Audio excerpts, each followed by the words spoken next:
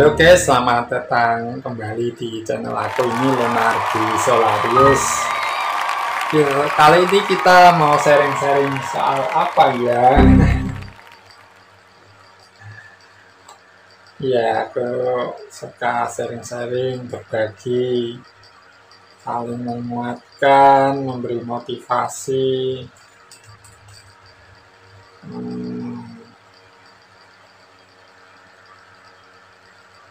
Ya, saling memberi semangat.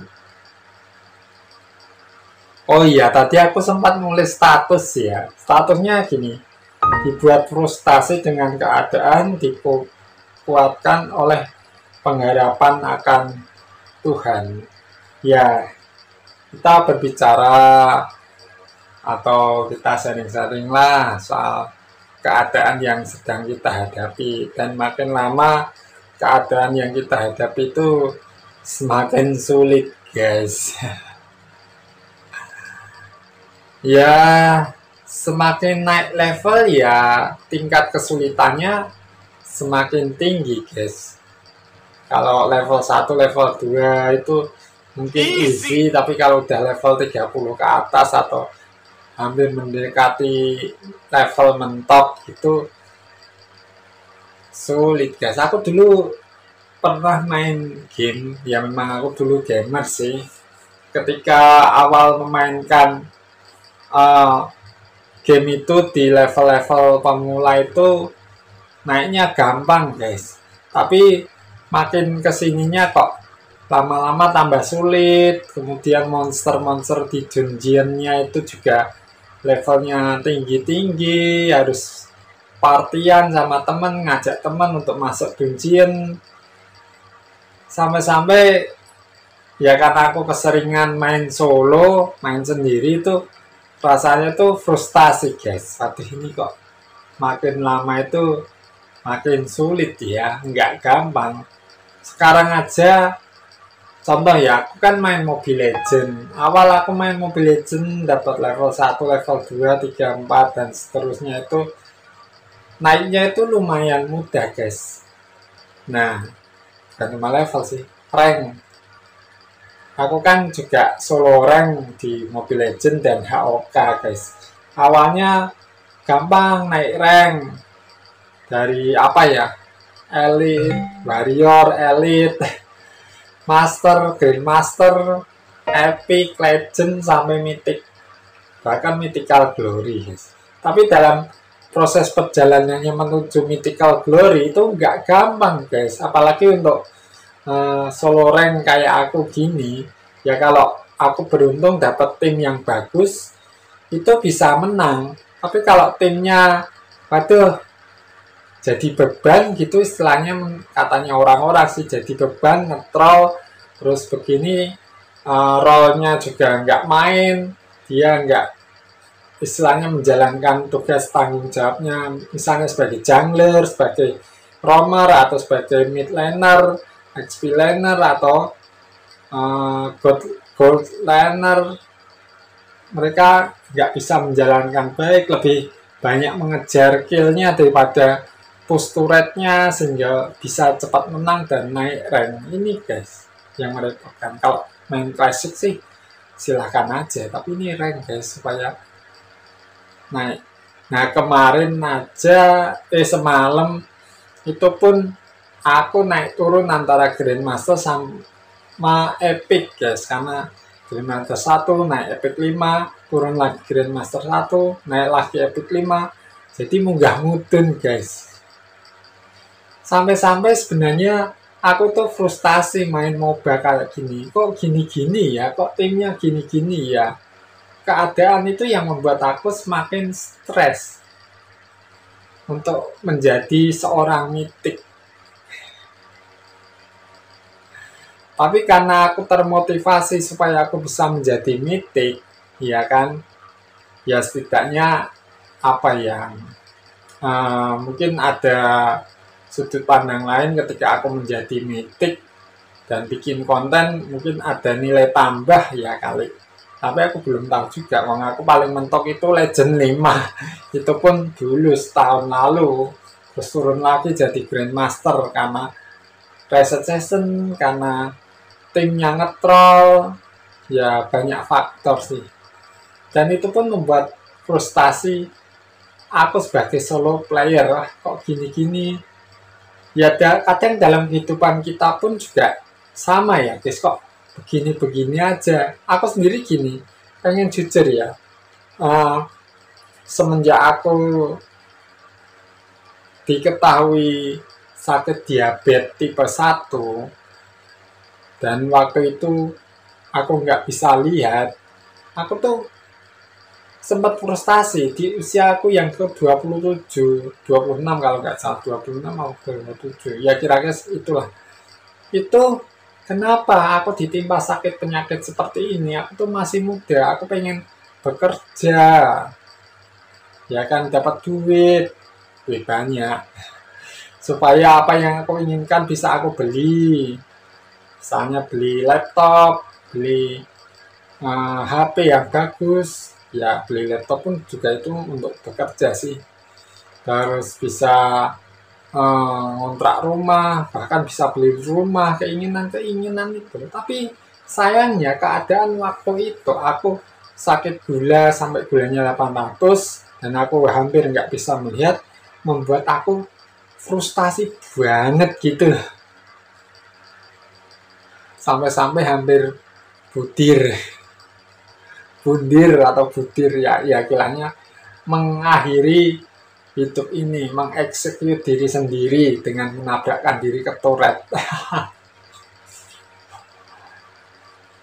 Frustasi banget deh dengan keadaan. Ya memang keadaan seringkali membuat kita itu frustasi, kecewa, marah, gak terima dengan kenyataan yang ada. Tetapi itu yang kenyataan yang harus kita hadapi itu seperti itu. Kemarin aku udah bilang, ketika ekspektasi tidak sesuai dengan kenyataan, ya kan, kita ekspektasinya mungkin terlalu tinggi sampai nyampluk pesawat.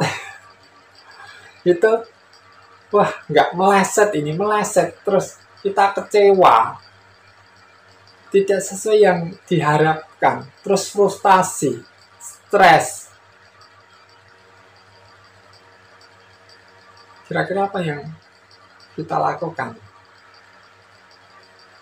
Mungkin sebagian orang akan bilang santai, wah, tinggal ngopi karo udut dan gak stres. Itu pandangan dunia. Tetapi bagaimana kita dengan diberhadapkan seperti itu sebagai anak-anak Tuhan? Apakah semakin frustasi, semakin ngokro, semakin kecewa, apalagi kecewa sama Tuhan. Loh, Tuhan, kok keadaanku begini, tidak sesuai yang aku harapkan.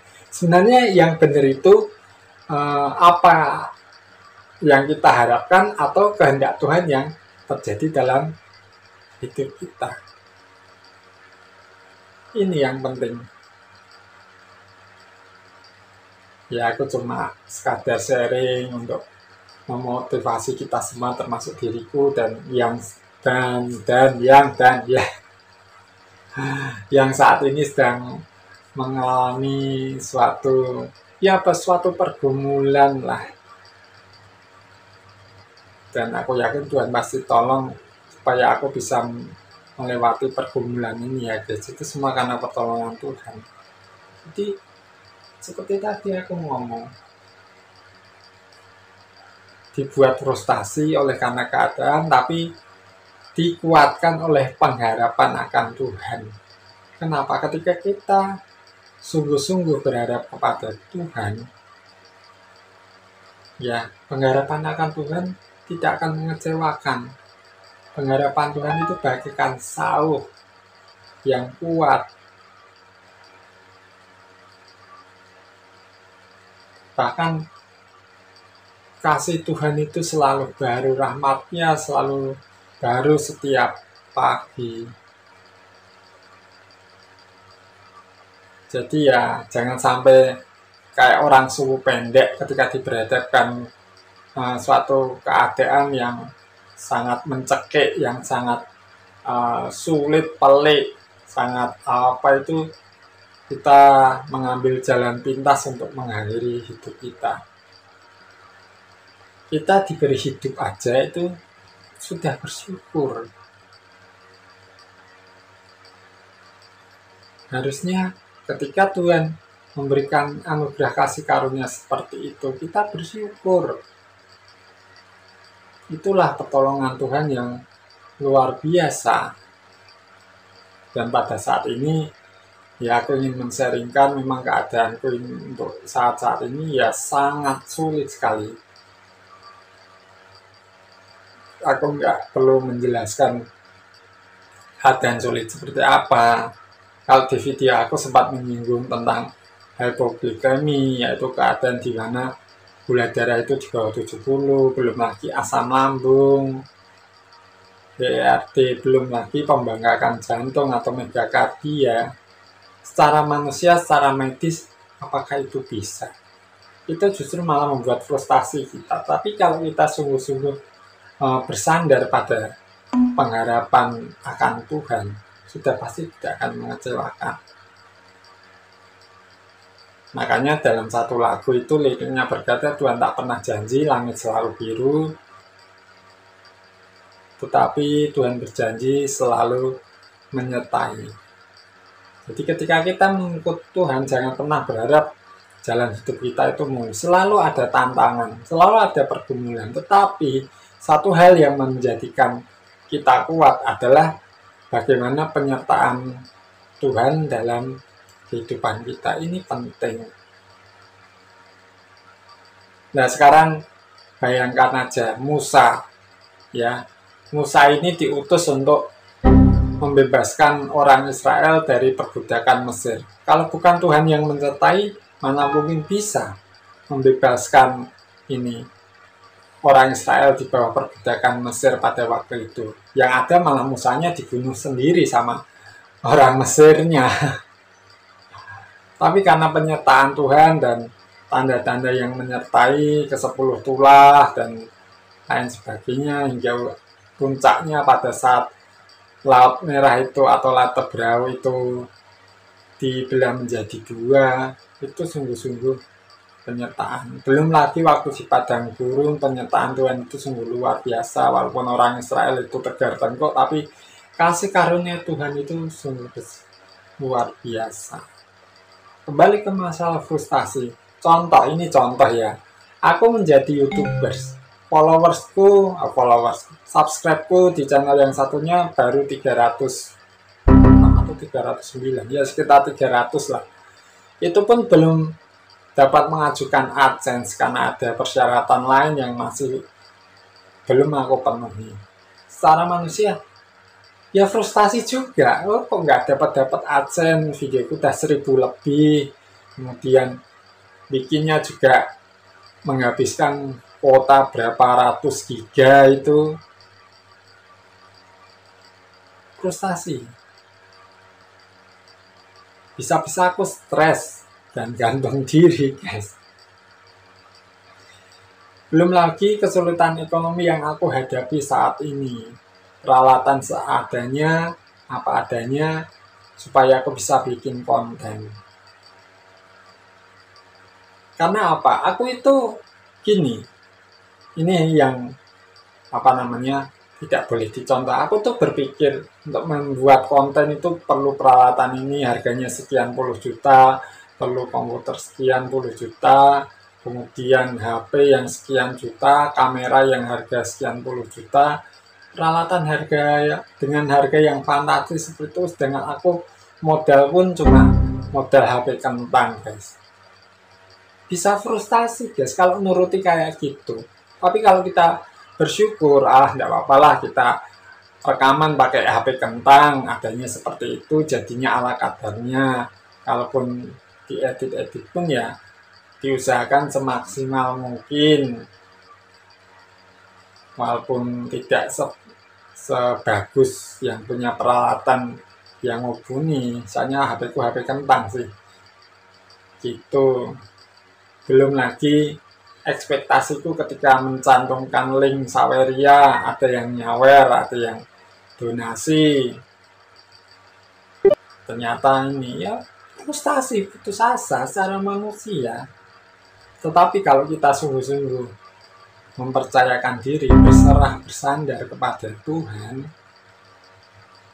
itu akan menjadi kekuatan bagi kita dalam menjalani kehidupan kita ini. Yang penting kita sudah berusaha semampu kita, dan juga kita sungguh-sungguh berserah pada Tuhan. Tuhan pasti menolong kok setiap usaha kita. Jika kita hidup dalam takut akan Tuhan, karena takut akan Tuhan dalam Amsal 1 ayat 7 mengatakan takut akan Tuhan adalah permulaan pengetahuan, sedangkan orang bodoh menghina didikan. Yang pasti mengutamakan Tuhan, memprioritaskan Tuhan dalam kehidupan kita, dan Tuhan pasti akan menolong. Makanya tadi aku katakan, dibuat frustasi karena keadaan, tapi dikuatkan oleh pengharapan akan Tuhan. Gak tahu ya, aku tadi nulis gitu, nulis status gitu, idenya dari mana kok bisa ya, kalau bukan karena kuasa Roh Kudus yang memberikan ilham, inspirasi, ya mungkin gak akan muncul seperti itu. Contoh misalnya, kondisiku satu hari gak punya duit, mau makan aja susah, tapi Tuhan memberikan suatu inspirasi, ilham, coba kamu datang ke sini, coba kamu datang ke sini, datang ke sini. Ternyata pas saudara, hari itu paling tidak aku sudah bisa makan. Nah itu pertolongan Tuhan. Coba kalau diabaikan, males, ya bisa mati kelaparan aku di kamar, nggak berbuat apa-apa.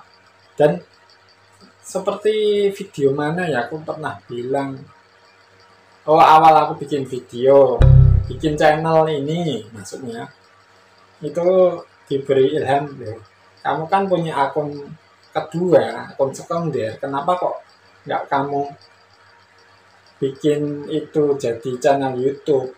Kan akun Google bisa bikin ini dan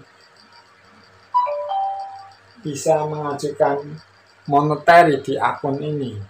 Nanti kalau subsnya sudah ini apa namanya,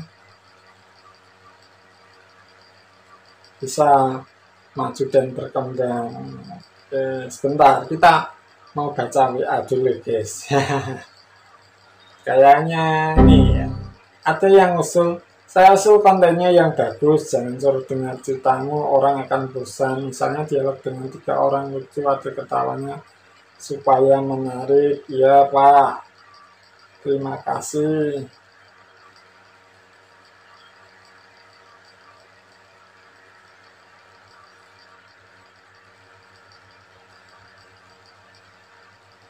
Usulnya saya tampung. Maklum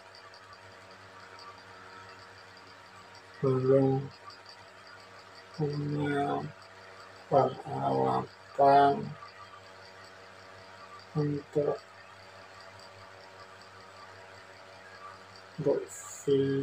video yang sampean usul.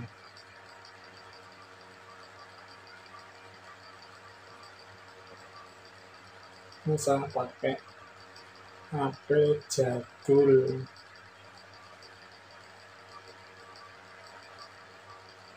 mohon dukungan.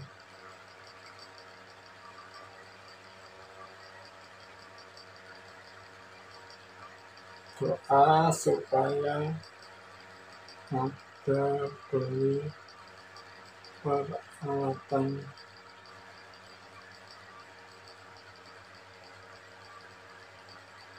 studio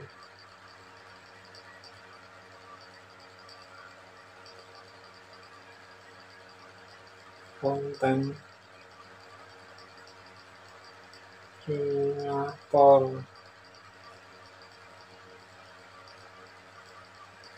Terima kasih atas saran.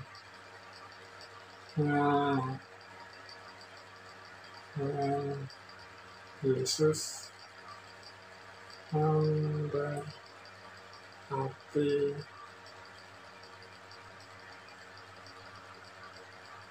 Oke, kirim.